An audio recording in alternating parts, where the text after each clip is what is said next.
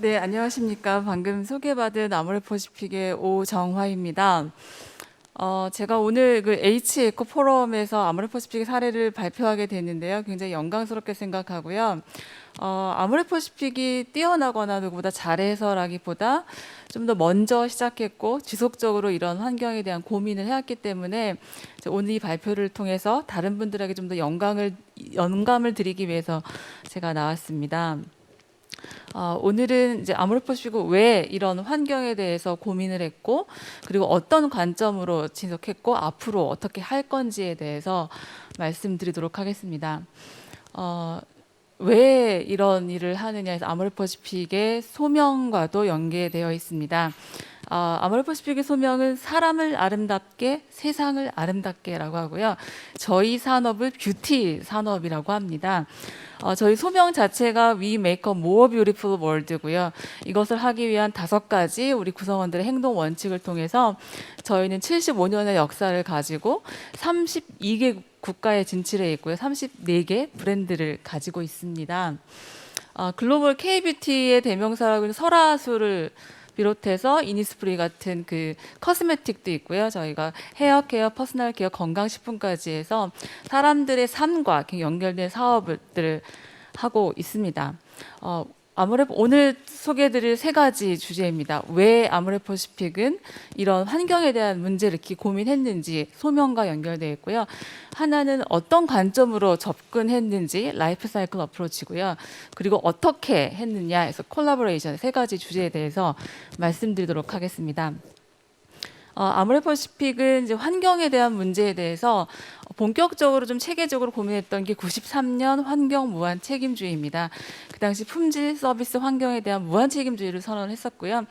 보시는 것처럼 이쪽 보시면 그 93년도에 태평양 그린 운동을 통해서 여러 가지 활동들을 했고, 그 중에 이제 어린이 환경 캠프까지 해서 우리 환경에 대한 생각을 고민하자고 해서 그 당시는 무공해 상품 개발, 어린이 교육, 그리고 공병 회수 캠페인 이 3가지를 태평양 그린 운동으로 추진을 해왔습니다.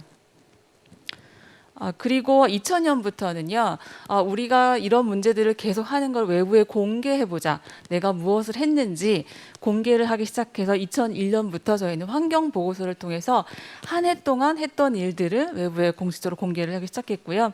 2001년부터 환경보고서를 발간했고 2009년부터는 지속가능 보고서를 통해서 매년 아모레퍼시픽에서 어떤 일들을 했는지를 공개하기 시작했습니다.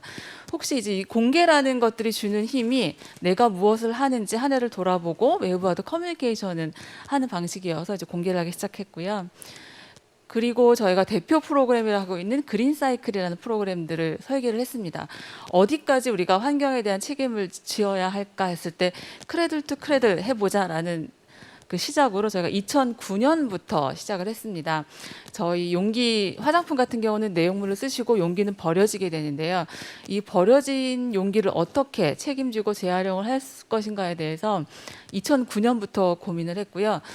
저 프로그램을 세팅하면서 저희가 일본의 선진 기업도 가봤고 저희 재활용 선별장 국내 업체도 가보면서 2010년에 저희 자체적으로 저희 매장을 통한 그 공병 회수 프로그램을 개발을 했고 지금까지 11년 동안 진행을 하고 있고요. 아직 이 프로그램은 저희가 좀 더 보완할 내용들이 좀 많이 있습니다. 하지만 저희가 그 수거된 공병을 가지고 저희 화장품 용기를 다시 보틀 투 보틀을 만들어 보기도 했고요. 그리고 예술 작품 같은 것도 만들었고 다양한 교육 프로그램도 활용해서 아직 좀 더 저희가 디벨롭해야 될 것들은 있지만 계속적으로 추진을 하고 있습니다. 환경에 대한 생각과 방향 전체적으로 저희가 흐름은 저희 바뀌지 않은 것들은 사람을 아름답게 세상을 아름답게 하기 위해서 우리가 환경에 대한 문제를 고민해야 된다라는 건 바뀌지 않았지만 시간에 따라서 세부 액션 플랜의 관점도 조금 바뀌었던 것 같고요. 과거에는 어떻게 보면 책임에 대해서 환경에 대한 접근을 했다고 하면 이제는 새로운 가치를 창출하고 비즈니스를 혁신하기 위한 방식으로 환경 문제를 고민하기 시작했고요. 일단 영상을 먼저 보시고 제가 설명을 드리도록 하겠습니다. 우리는 혁명가가 아닙니다. 히어로는 더더욱 아닙니다. 하지만 우리는 더 나은 내일을 꿈꾸며 세상을 변화시키죠. 그리고 하나뿐인 이 지구를 지킵니다. 더 아름답게 말이죠. 우리가 지켜야 할 작은 생명 하나부터 세상의 모든 사람들과 다음 세대까지 함께 아름다움을 누리는 세상. 아름다움은 세상을 구원하니까요.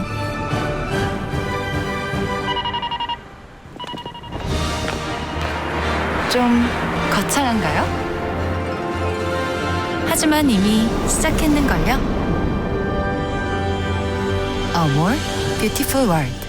아모레 퍼시픽. 네, 저희가 지난 6월 2일에 공개된 약속입니다.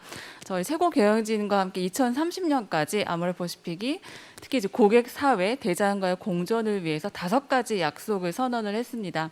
그중에 환경 관련해서는 기후 변화와 플라스틱 문제, 생물 다양성을 2030년까지 어떻게 해야 될 건지 아모레퍼시픽 방향성을 정했고요. 이 부분은 그 외부와의 약속이기도 하지만 저희 내부 구성원과의 약속입니다. 전 밸류체인에 있는 직원들이 이 약속들을 함께 하기 위해서 노력을 하고 있고, 이 대자연과의 공존에 대해서 오늘은 더 말씀드리도록 하겠습니다.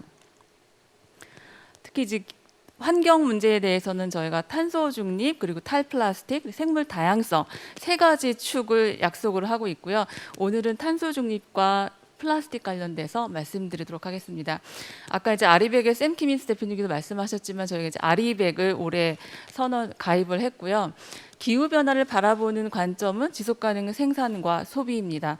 저희가 사용하고 있는 에너지를 100% 신재생 에너지로 바꾸는 것도 중요하고 탄소 중립하는 것도 중요하지만 저희는 소비재 산업으로서 이런 저탄소 상품들을 소비자들에게 전달하고 그런 가치를 소비자 전달하기가 중요하다고 생각을 했고요.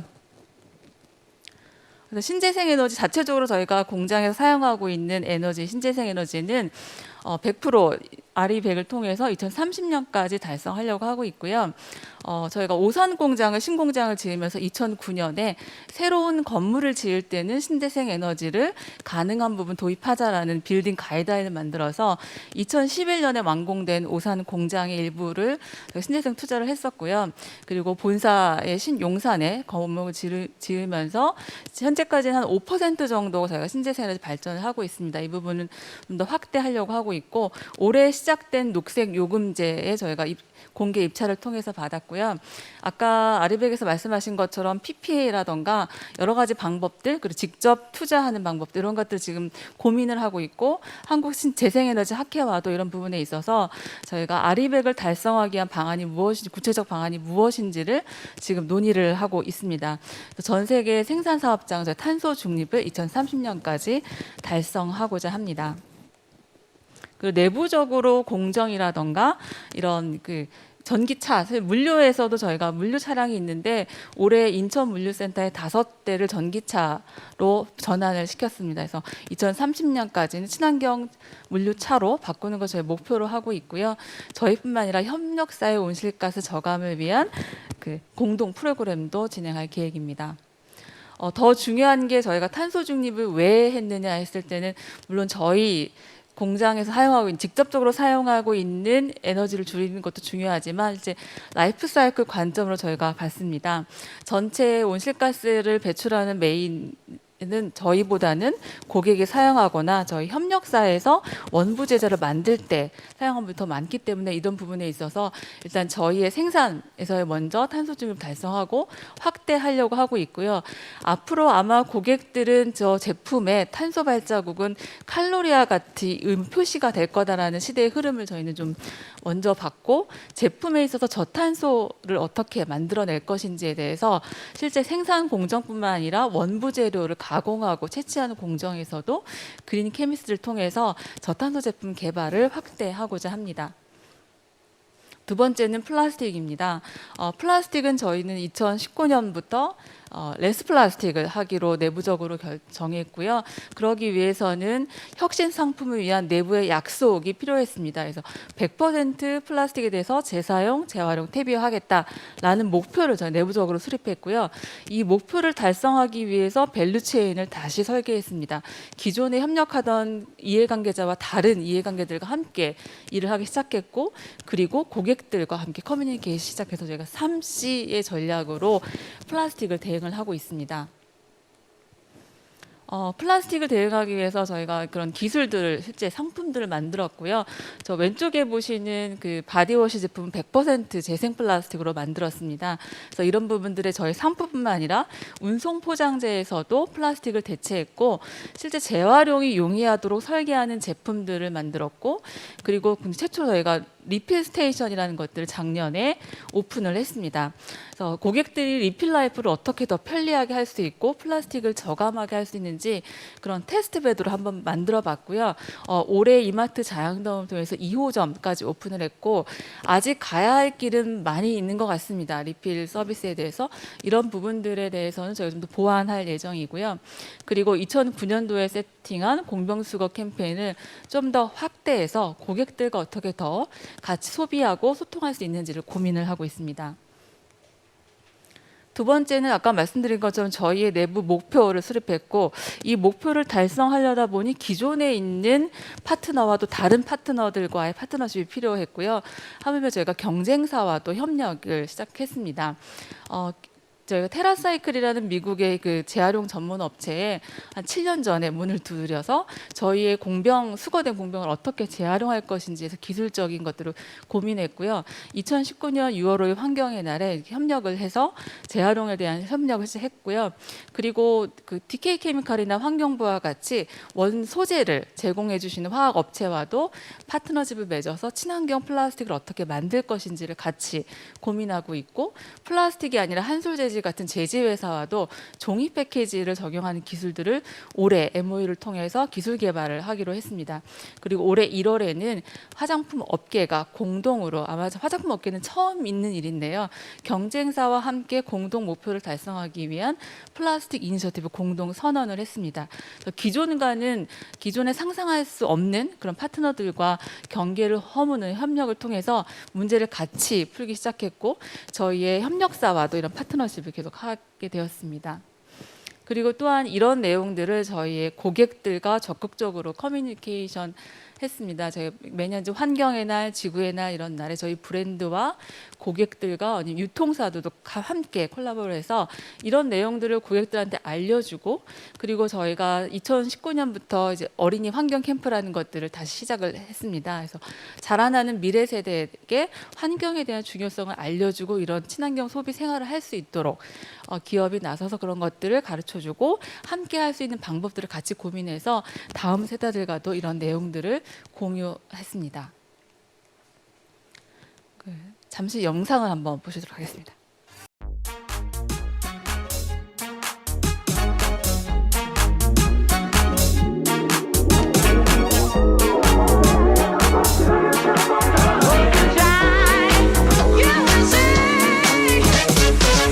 Come on, baby, come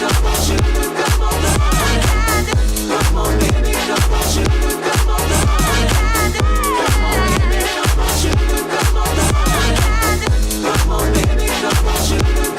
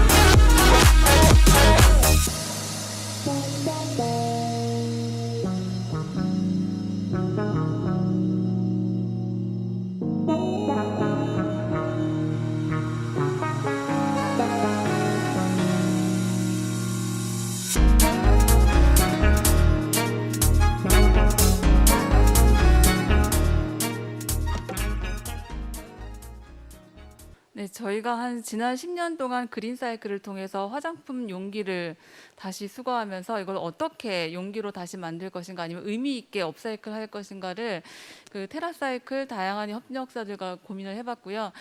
아직 보완할 것들이 좀 많이 있고 기술적으로 발전시켜야 될 것도 많이 있는데 이런 부분들을 계속 노력할 계획이고요. 그리고 저희가 이제 오늘 이 발표는 아모레퍼시픽이 너무 아까 말씀드린 좀 뛰어나거나 그래서가 아니라 앞으로 시장의 변화가 이렇게 올 거고 현재 이제 K뷰티의 경쟁력이 그 선진 시장으로 가기 위해서는 이제 저희는 내부적으로 파지티브 뷰티라고 합니다.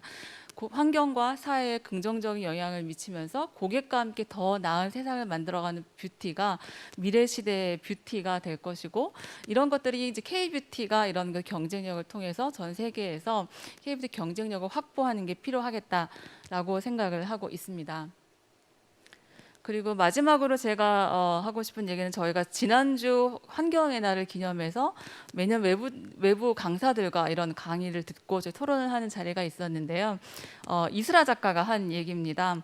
야구장에서 파도 타기를 기억해 보시라고 얘기를 했고 이런 그린 웨이브, 환경에 대한 그린 웨이브에서 많은 기업들이 이제 소비자들이 반응해 줄까 이런 것들을 염려하고 있는데 파도를 먼저 타기 시작하는 용감한 간중이 기업이고 고객들은 이미 파도를 탈 준비가 되어 있다라는 그 이슬아 작가의 말이 저에 되게 영감을 줘서 아모레퍼시픽은 작지만 먼저 작은 파도를 타기 시작했고 더 많은 기업들이 이런 것들을 같이 함께함으로써 그린 웨이브를 만들고 더 건강한 사회와 더 건강한 기업이 되기를 바라겠습니다. 아모레퍼시픽은요 저희가 어모어 뷰티풀 월드이기도 하고 다르게 읽으면 아모레 뷰티풀 월드이기도 합니다. 저희는 조금씩 좀 더 나은 세상을 위해서 아모레퍼시픽은 노력하도록 하겠습니다. 오늘 제 발표는 이상으로 마치겠습니다. 감사합니다.